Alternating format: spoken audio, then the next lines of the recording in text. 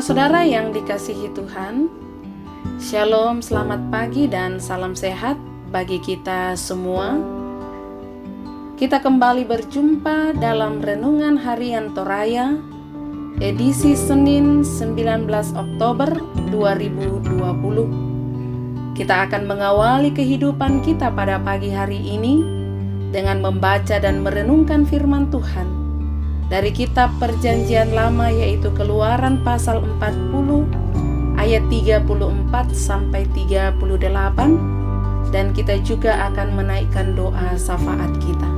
Mari mempersiapkan diri membaca firman Tuhan dengan berdoa. Ya Allah Bapa kami yang ada di sorga, kami datang bersyukur kepadamu untuk segala kasih dan pertolongan Tuhan yang selalu nyata di tengah-tengah kehidupan kami. Terkhusus pada saat ini Tuhan, kami akan mengawali kehidupan kami dengan membaca dan merenungkan firman Tuhan, yang kami percaya bahwa firman ini akan menjadi penuntun dan pedoman bagi kami di dalam menjalani hidup karunia Tuhan. Biarlah Roh Kudus Tuhan yang akan menguasai hati dan pikiran kami, supaya kami dapat mengerti dan kami dapat menjadi pelaku-pelaku firman yang setia di tengah-tengah hidup ini. Bapa di sorga, berfirmanlah kepada kami, sebab sesungguhnya kami sudah siap mendengarkan firman-Mu. Di dalam nama Tuhan kami Yesus Kristus, firman yang hidup, kami berdoa kepada Bapa di sorga. Amin. Kitab Keluaran pasal 40 ayat 34 sampai 38, firman Tuhan. Kemuliaan Tuhan memenuhi kemah suci. Lalu awan itu menutupi kemah pertemuan, dan kemuliaan Tuhan memenuhi kemah suci, sehingga Musa tidak dapat memasuki kemah pertemuan, sebab awan itu hinggap di atas kemah itu, dan kemuliaan Tuhan memenuhi kemah suci. Apabila awan itu naik dari atas kemah suci, berangkatlah orang Israel dari setiap tempat mereka berkemah. Tetapi jika awan itu tidak naik, maka mereka pun tidak berangkat sampai hari awan itu naik. Sebab awan Tuhan itu ada di atas kemah suci pada siang hari, dan pada malam hari ada api di dalamnya, di depan mata seluruh umat Israel pada setiap tempat mereka berkemah. Amin. Itulah firman Tuhan yang boleh kita baca. Yang berbahagia ialah setiap kita yang mendengarkan, yang selalu merenungkan, bahkan sungguh-sungguh melakukan di dalam hidup ini. Saudara-saudara yang dikasihi Tuhan, dari Keluaran pasal 40 ayat 34 sampai 38, oleh Renungan Harian Toraya diberikan tema Allah terus bersama umatnya. Mungkin kita merasa bahwa Allah tidak pernah berada bersama dengan kita saat-saat kita menjalani kehidupan. Namun kita dapat menghayati bahwa apapun keberadaan kita, Ia selalu bersama dengan kita sesuai caranya yang mungkin kita tidak mengerti cara kehadirannya.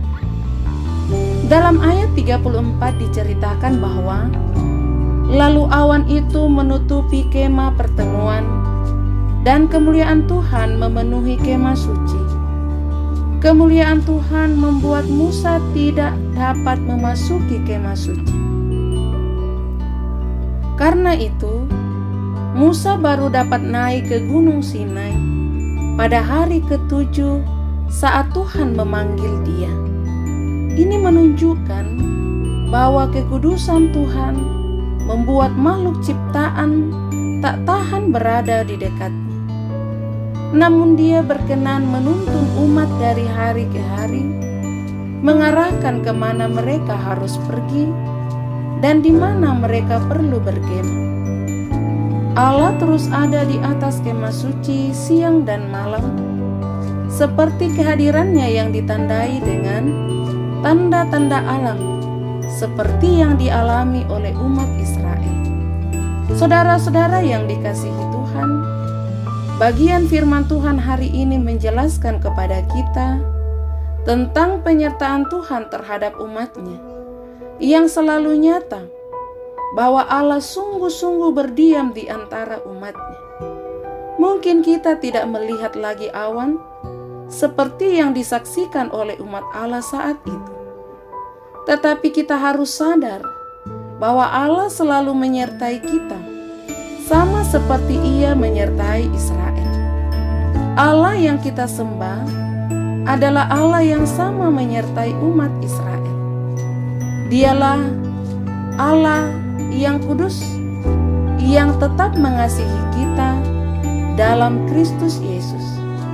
Yakinlah bahwa Allah yang kita sembah dalam Yesus Kristus selalu hadir dalam kehidupan kita. Dia mengarahkan kehidupan kita melalui kuasa Roh Kudus untuk meyakinkan hati kita bahwa Allah yang kita percaya tak pernah meninggalkan kita. Haleluya. Amin. Mari kita berdoa. Ya Tuhan Allah Bapa kami yang ada di sorga, Engkau Allah yang kami sapa Bapa oleh karena anak-Mu Yesus Kristus. Kepadamu pada saat ini kami datang bersyukur oleh karena waktu dan kesempatan Tuhan karuniakan untuk kami dapat mengawali hidup kami dengan membaca firman-Mu. Biarlah firman Tuhan ini semakin menguatkan kami dan memampukan kami untuk merasakan bahwa di dalam segala keadaan dimanapun kami berada, Tuhan selalu ada beserta dengan kami.